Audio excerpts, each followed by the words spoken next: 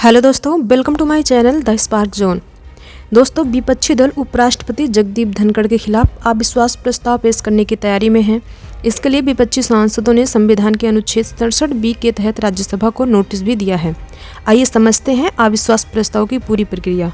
विपक्ष राज्यसभा के सभापति जगदीप धनखड़ के खिलाफ अविश्वास प्रस्ताव लाने की तैयारी में है। कांग्रेस के नेतृत्व में विपक्ष ने मंगलवार को जगदीप धनखड़ के खिलाफ अविश्वास प्रस्ताव पेश करने के लिए उच्च सदन को नोटिस दिया। इसमें सभापति पर पक्षपातपूर्ण तरीके से काम करने का आरोप लगाया गया है।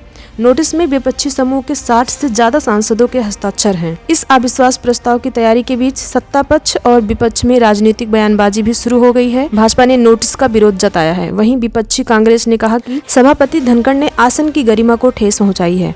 आइए जानते हैं कि आखिर क्या होता है अविश्वास प्रस्ताव कब लाया जाता है और इसकी प्रक्रिया क्या होती है। प्रस्ताव आने से क्या होगा। अभी जगदीप धनखड़ के खिलाफ विपक्ष अविश्वास प्रस्ताव क्यों ला रहा है, विपक्ष ने क्या आरोप लगाए हैं, सत्ता पक्ष ने प्रस्ताव पर क्या कहा, इन सब के बारे में बात करते हैं इस वीडियो में। पहले बात करते हैं उपराष्ट्रपति पद के बारे में। हमारे देश में राष्ट्रपति के बाद उपराष्ट्रपति दूसरा सबसे बड़ा संवैधानिक पद है। उपराष्ट्रपति के कार्यकाल का जिक्र भारतीय संविधान के अनुच्छेद 67 में किया गया है। वह 5 साल के कार्यकाल के लिए पद पर रहते हैं। हालांकि कार्यकाल खत्म होने के बावजूद अगला उपराष्ट्रपति बनने तक वह पद पर बने रह सकते हैं। संविधान में प्रावधान है कि राज्यसभा के सभापति के रूप में उपराष्ट्रपति कार्य करेंगे। उपराष्ट्रपति राष्ट्रपति को अपना इस्तीफा सौंपकर पद से इस्तीफा दे सकते हैं। आर्टिकल 64 कहता है कि उपराष्ट्रपति राज्यसभा के पदेन अध्यक्ष होंगे और वह किसी अन्य लाभ के पद पर नहीं होंगे। वहीं आर्टिकल 65 में जिक्र किया गया है कि उपराष्ट्रपति राष्ट्रपति के पद पर मृत्यु, त्यागपत्र या निष्कासन या अन्य किसी कारण से होने वाली आकस्मिक रिक्ति के दौरान राष्ट्रपति के रूप में कार्य करेंगे। आखिर क्या होता है अविश्वास प्रस्ताव। 5 वर्ष के कार्यकाल से पहले ही उपराष्ट्रपति के पद से हटने की केवल 2 ही स्थितियां होती हैं। पहली स्थिति तब होगी जब उपराष्ट्रपति राष्ट्रपति खुद अपना त्यागपत्र दे दे और दूसरी स्थिति तब होगी जब उन्हें पद से हटा दिया जाएगा।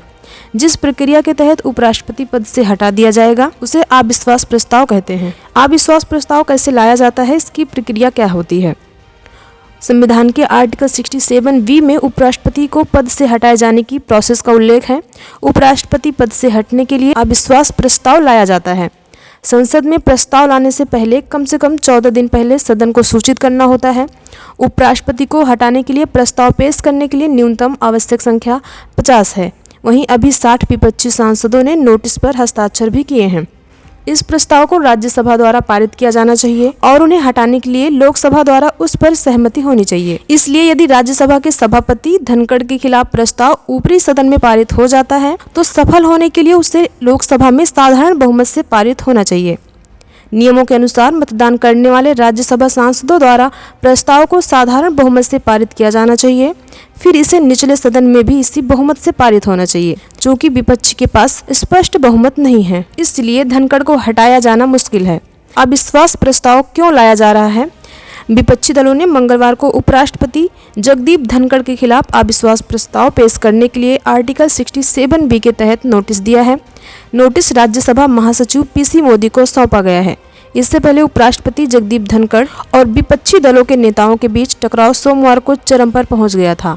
इस टकराव के बाद विपक्ष ने धनखड़ को उनके कार्यकाल से हटाने के लिए एक नो कॉन्फिडेंस मोशन लाने का फैसला किया। सूत्रों के मुताबिक Congress, Rajad, TMC, CPI, CPIM, JMM, आप, DMK समेत 60 से ज्यादा विपक्षी सांसदों ने नोटिस पर हस्ताक्षर किए हैं।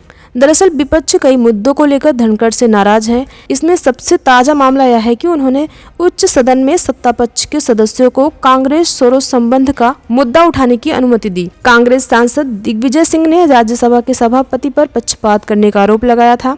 इससे पहले इस साल अगस्त में भी विपक्षी गठबंधन की पार्टियों ने उपराष्ट्रपति को उनके पद से हटाने के लिए प्रस्ताव पेश करने के लिए नोटिस देने का विचार किया था। क्या पहले भी ऐसा हुआ था? तो यह पहली बार होगा नो कॉन्फिडेंस मोशन लाया जाएगा। हालांकि इससे पहले अगस्त 2024 में विपक्षी गठबंधन प्रस्ताव पेश करने की तैयारी में था।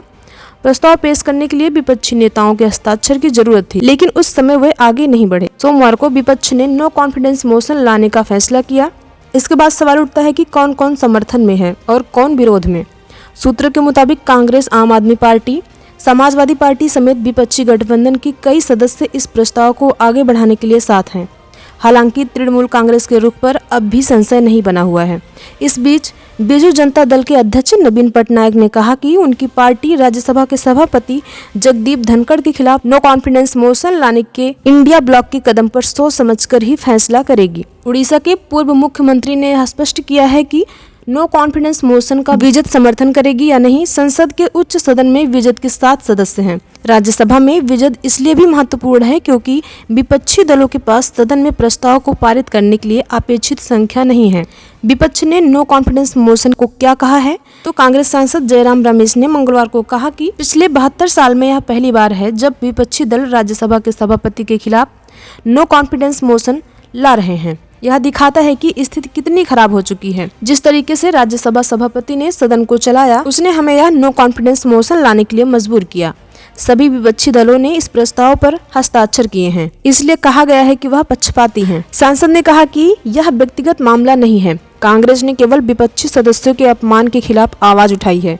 विपक्षी दलों के सांसदों ने इस प्रस्ताव पर हस्ताक्षर किए हैं। अब सवाल उठता है कि सत्ता पक्ष ने इसकी क्या प्रतिक्रिया दी है। तो भाजपा समेत एनडीए के दलों ने इस प्रस्ताव का विरोध किया है। इस मामले पर केंद्रीय संसदीय कार्य मंत्री किरण रिजिजू ने कहा कि विपक्ष ने आसन की गरिमा का अनादर किया है, चाहे वह राज्यसभा हो या लोकसभा। कांग्रेस पार्टी और उनके गठबंधन ने लगातार आसन के निर्देशों का पालन न करके गलत व्यवहार किया है। उपाध्यक्ष जगदीप धनखड़ एक साधारण पृष्ठभूमि से आते हैं। वह संसद के अंदर और बाहर हमेशा किसानों और लोगों के कल्याण की बात करते हैं। तो दोस्तों, जानकारी कैसी लगी कमेंट बॉक्स में जरूर बताना। चैनल पर नए हैं तो सब्सक्राइब कर लेना। मिलते हैं नेक्स्ट वीडियो में। Thank you.